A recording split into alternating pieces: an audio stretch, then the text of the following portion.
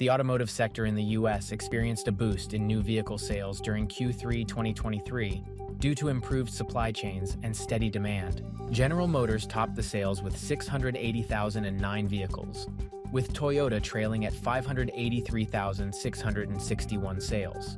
However, a cloud hovers over this progress as the United Auto Workers (UAW) union initiated strikes against GM, Ford, and Stellantis, potentially muddying the sales outlook for Q4 2023.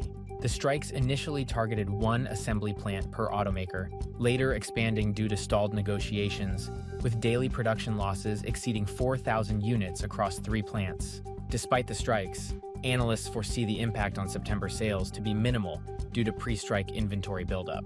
The situation might benefit non-unionized and foreign automakers like Tesla and Toyota, as they could seize market share from the Detroit Three. Meanwhile, pent-up demand from retail and commercial sectors could further bolster Q3 sales figures, which soared 17% to 3,941,700 units.